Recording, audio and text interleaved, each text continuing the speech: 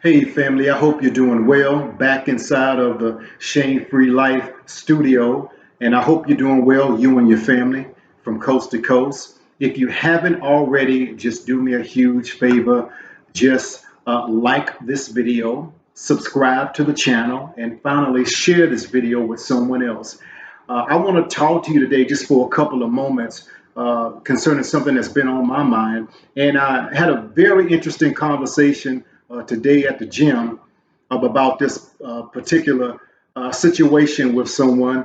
And it was so interesting to me. I just went back and I began to just look in the Word, primarily in the Gospels, to really get some more knowledge and some more understanding as it relates to what we go through as people. And I really believe that the Word of Yah is so relevant to us that everything that we need to know, everything that we need to do from A to Z is right there in the Word. So let's just go ahead and get into it. I just want to take just a couple of moments of your time, if I can, to talk to you about closure. Closure, the psychological autopsy. Closure, the psychological autopsy. You know, an autopsy is performed for a couple of different reasons, but two reasons specifically.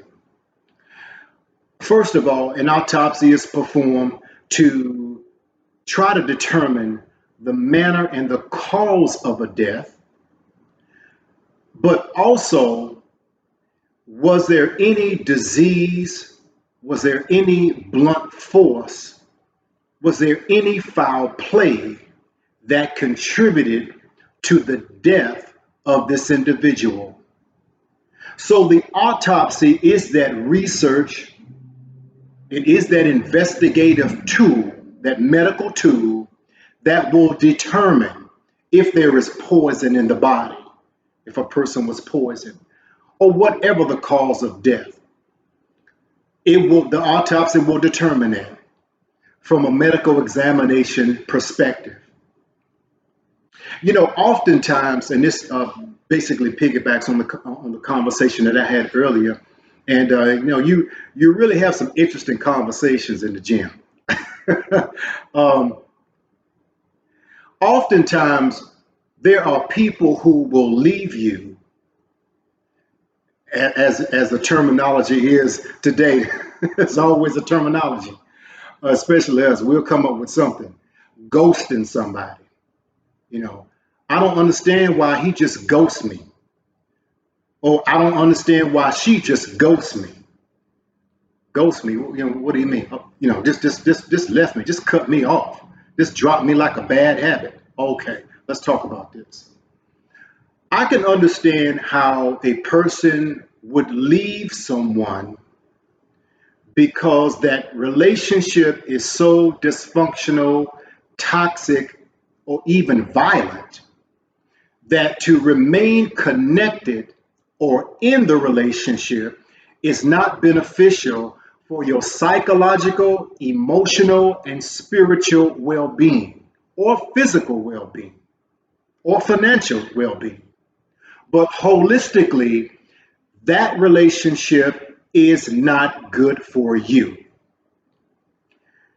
And to disconnect from something like that would be a healthy position to take if that is your position to remain healthy or to return back to a mentality of health.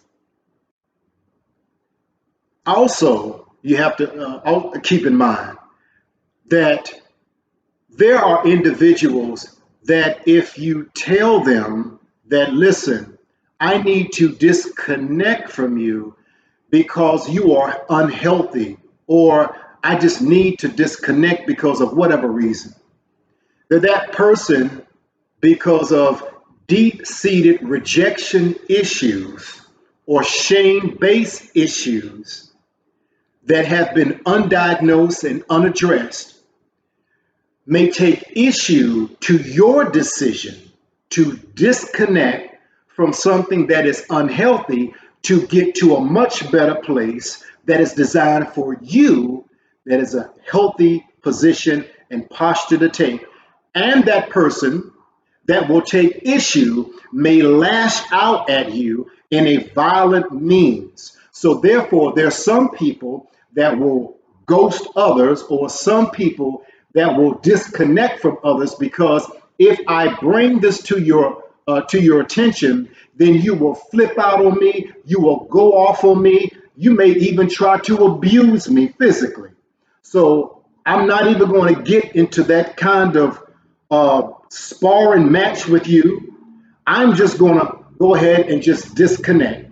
Now, if you fall in any of those categories, that's totally understandable. At the end of the day, we are to give an account for our own selves and for the Most High who created us in this earth to complete a mission and a purpose on behalf of the one who created us. So therefore, we're not to stand in the way of progress and purpose, nor should we allow anyone else to impede our ability to walk into purpose and walk out our purpose for the one who gave us purpose. Okay? Now, on the flip side of that scenario, there are individuals that will just disconnect from you, cut you off, drop you like a bad habit for no other apparent reason except for it was their doing. You had nothing to do with it. You had not wronged them in any way. You had not said anything that was disrespectful or dishonorable. Or if, in fact, if you have, that you're willing to try to talk that out to see where the disconnect, the lack of communication, the breach in communication was, and hopefully to try to rectify that if all possible. Can we salvage the relationship? Well, there's some individuals, because of the lack of communicative skills, skills of communication, or some deep-seated issues that are there of their own rejection issues, that they may perceive something to be one way when it's actually something else. They may have taken something that you said to be very disrespectful, or your delivery was kind of blunt, but you never meant to disrespect them at all. The person may have heard something said by you about them behind their back that you never said. So now the person may be operating under not false pretenses. Well, false pretenses as it relates to the facts are very skewed or fabricated, their lies. But it's factual in their own mind. So when it comes time to deal with you, because they have heard the facts or they have meditated on the facts, quote unquote facts, that is not true, they have rendered a judgment and a decision against you, and there's nothing that you can do about it at that point. If they are unwilling and unable to sit down and have a conversation with you about this disconnect, this dissension, this discord that is apparently there. So when that occurs, oftentimes the one who is ghosted, the one who is dropped or disconnected from, will oftentimes think and meditate themselves, why did this person do that to me? Now, it may be a family member. It may be a parent that is disconnected from the child, or the child that just say, hey, listen, I'm disconnected from you because of what I heard that you did or what I think that you did. And they are at a place of immaturity, be it parent or child or cousin or auntie or whoever, girlfriend, boyfriend, whatever the case may be, friends, they're at a place of immaturity to sit down and to uncover and unravel how did we get here when we were so far along in our relationship. Well, that takes effort, that takes introspection, that takes transparency, that takes vulnerability, but most of all, it takes maturity. It takes maturity. And there's some people that lack in one or all of those areas. So when a person has made up their mind about you and they ghost you or disconnect from you, oftentimes, again, that person will begin to think about, well, why did they do this? What did I do? You know, what did I do to warrant this? I thought we were cool. I thought we were better than that. I can't believe she did this to me. I can't believe he did this to me.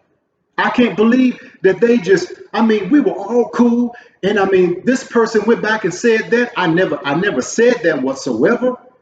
And that person believed it and that person added to it. Now all of them left me. I mean, what in the world is going on? Or it could be a relationship that is no longer physically connected.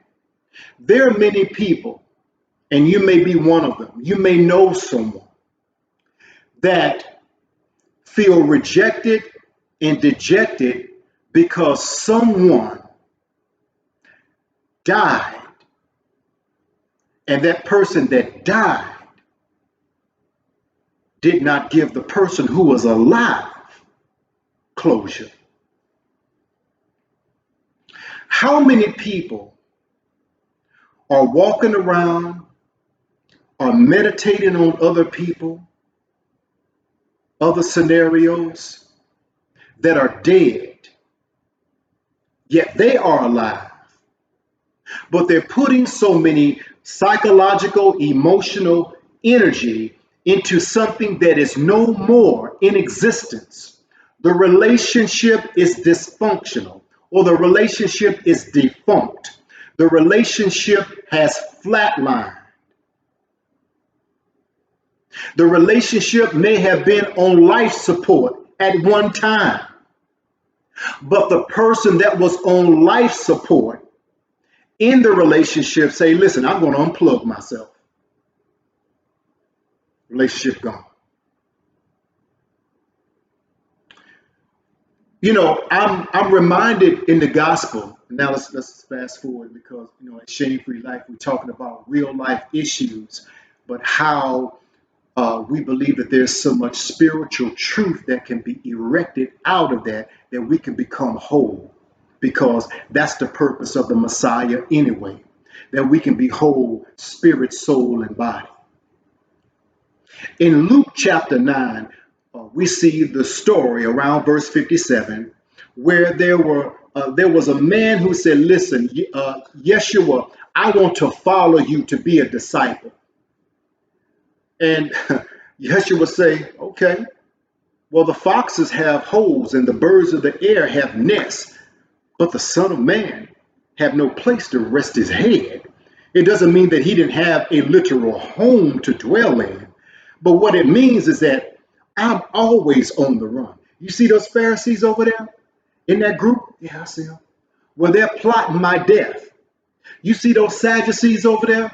Yeah, you talking about those group of lawyers and legislators? Yes, they're trying to do all they can to finance my death. Everywhere I go, I'm always on the go. My head is always on a swivel because I'm not leaving before my time. But I want you to understand that I'm always on the go, and I very rarely have rest. Because not only do I have to look out for the assassins that are trying to sabotage and assassinate me, take me out, but also I have thousands upon thousands of people that are pulling on me on a daily basis, whether it's somebody that needs a demon cast out of them, Someone else needs to be healed in their body. Someone else is maimed. So I need to administer a creative miracle to allow a limb to grow out of a nub. I'm responsible for for teaching the gospel to people. I'm responsible for discipling people. I'm responsible for feeding people from a two-piece fish dinner. I'm responsible for so much. I'm always on the go. So that's why I say that, listen, I have nowhere to really rest my head except when I go and steal away to be with the Father Yah. That He can fill me up because I'm running on empty. I have given so much that my spiritual and emotional tank is almost on E. So the only time that I truly get replenished is when I go away to now connect to the fuel source of my soul, which is my Father. And so now my tank that was on almost E, now it is on full. So another man came to him and said, listen, I want to follow you. He said, okay. He said, but let me go and bury my father first. And Yeshua said, let the dead bury the dead. But you need to preach the kingdom of heaven. Now that may sound cold, because it wasn't as if when you look at the storyline and look at everything in its contextual flow, that it wasn't a situation to whereas that the son's father just died, just expired. But the son knew that his father was in his last stage of life. And so he wanted to wait out the time of his expiration. He wanted to wait around. He didn't want to leave his father in that state, even though that death was inevitable. And so Yeshua was saying that, listen, I'm very sympathetic. You already should know that. I don't have to prove any of that. But your father, in all intents and purposes, and I say this respectfully, with him you have a legacy, yes? But most importantly, with him you have history, yes? But with me you have destiny. How many of us, and we're still talking about closure, the psychological autopsy, how many of us are meditating on the relationship that had expired, how the relationship had expired, why the relationship had expired, what the woulda, couldas, and shouldas of evolving around the relationship that expired, that was already on life support. And so days become weeks, and weeks become months, and months will become years in meditating on why this person disconnected from me. I don't understand. I believed in the person. I really felt that we could make it. And I gave so much and I invested so much of myself in this relationship. And I'm just mad about it. I'm just outraged about it. I'm just confused and bewildered about it. Why did this person do this to me? We're still talking about closure, the psychological autopsy. And oftentimes we find ourselves performing a psychological autopsy to determine the manner and the cause of the death of that relationship. Was it poison in the bloodstream of him or her or them that caused our relationship to die? Was it the poison of lies? Was it the poison of gossip? Was it the poison of character assassination? Was it the poison that was injected in them? Or did they drink the Jim Jones Kool-Aid of jealousy and envy that caused the relationship to die? I got to perform this psychological autopsy. I got to think about this thing. Mm. Was it a blunt force that somebody struck my relationship from behind, sabotaging the relationship from behind with a blunt force? Did not the relationship, we were cool, didn't even see it coming. It came without warning. It came in stealth to hit the relationship from the blind side with internal issues or accusations from the outside. Was that the cause of death of our relationship? The psychological autopsy, demanding closure. So I say all of that to say this. Oftentimes, when we meditate, we're taking so much energy from ourselves and we're putting it into a analysis that is totally defunct, an analysis that is expired, an analysis that is dead.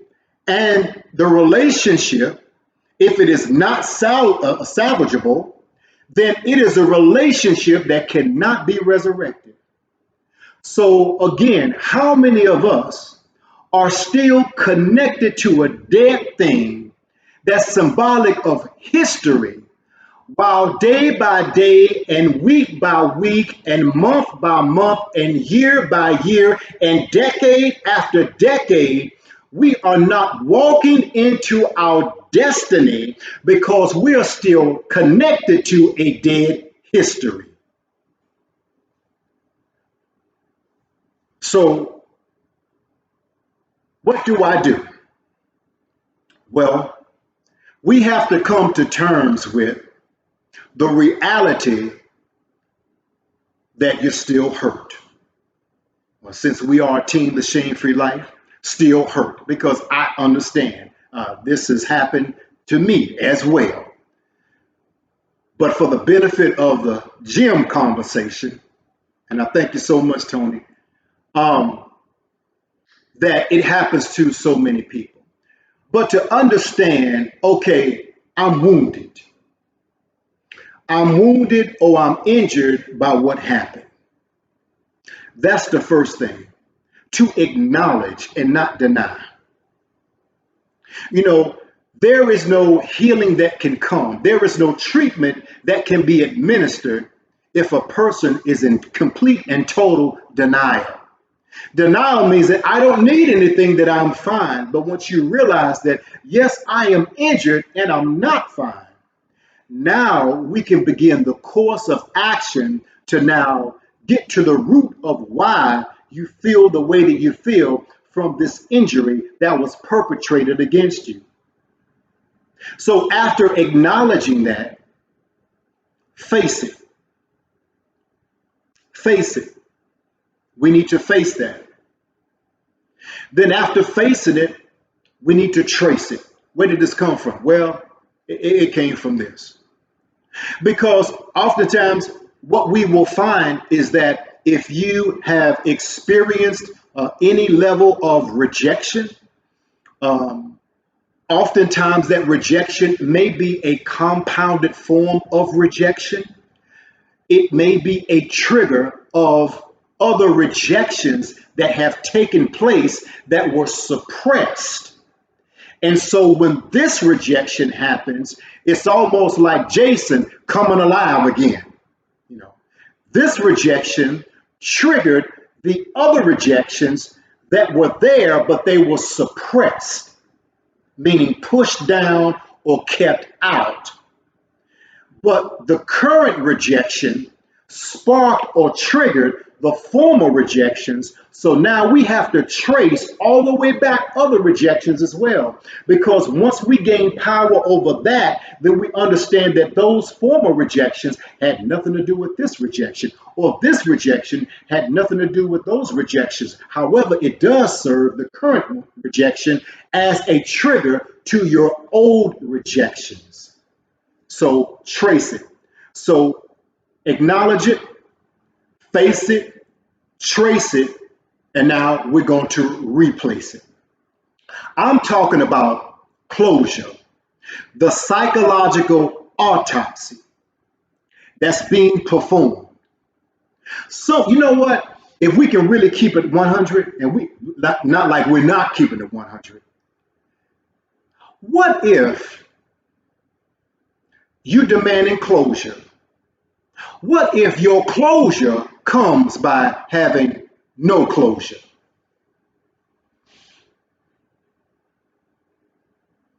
What if you having closure means that you're not going to get any closure?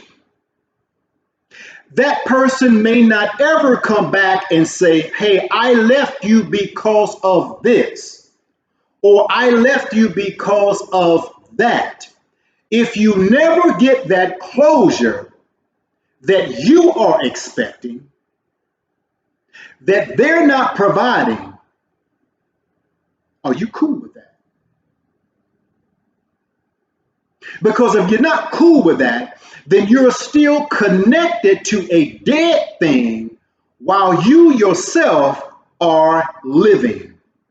You are now incarcerated, or you are now enslaved on a plantation of expectation that will never be met when the Underground Railroad to freedom awaits you. Off of the plantation of expectation, expecting someone to now give you closure your way. But what if the closure that you prayed for? What if the closure that you desired? What if the closure that Almighty God Himself, the Most High, delights for you to have is in having no closure?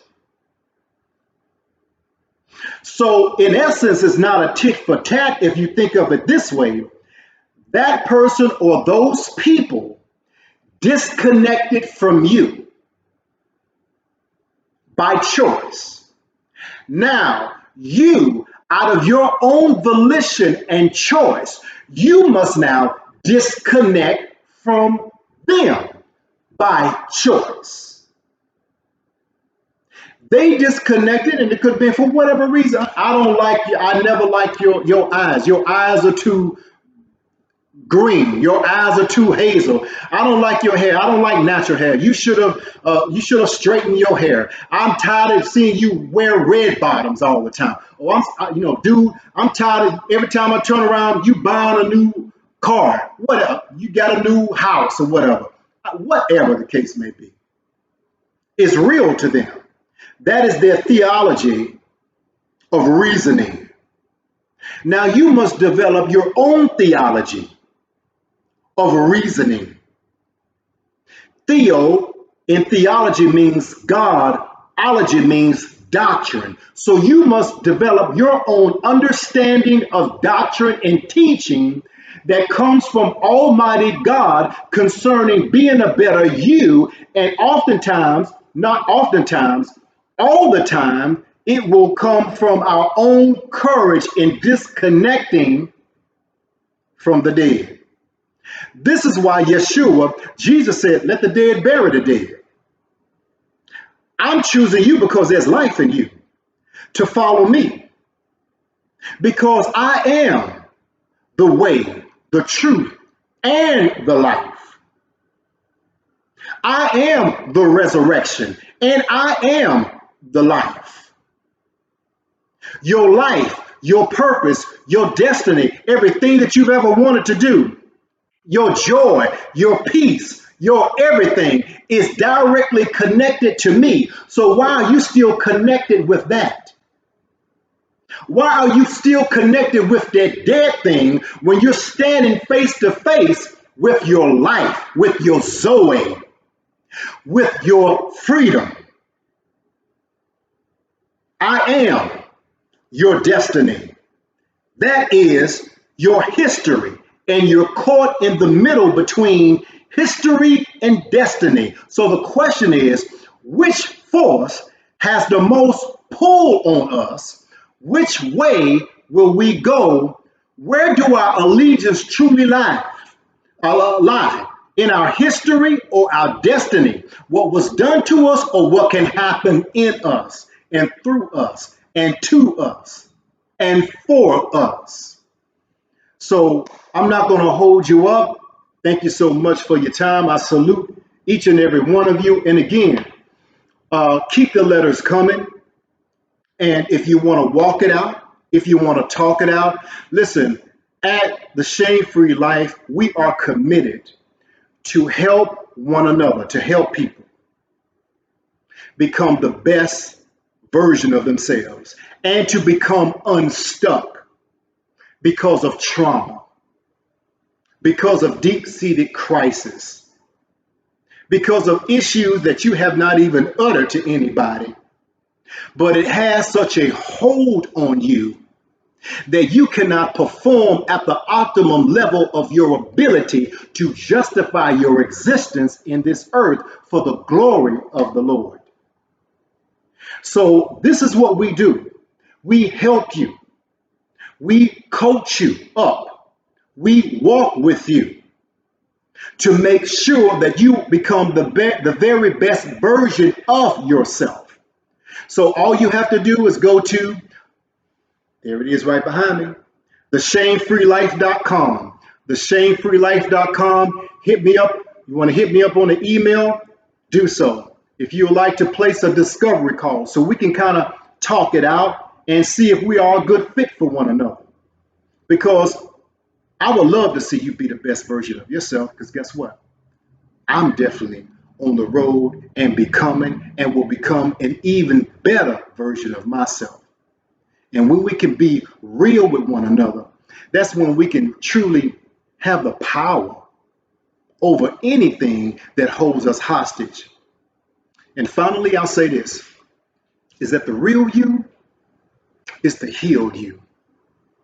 And as I always say, that your life begins when you say so. Share this with someone, like this video, follow the channel, subscribe to the channel, talking about closure, the psychological autopsy. The autopsy has already been performed. Who cares about the cause of death? Now it's time for you to turn the chapter and begin your life and rebuild your life one brick at a time. Peace and blessings. Love you to life, family. Until next time.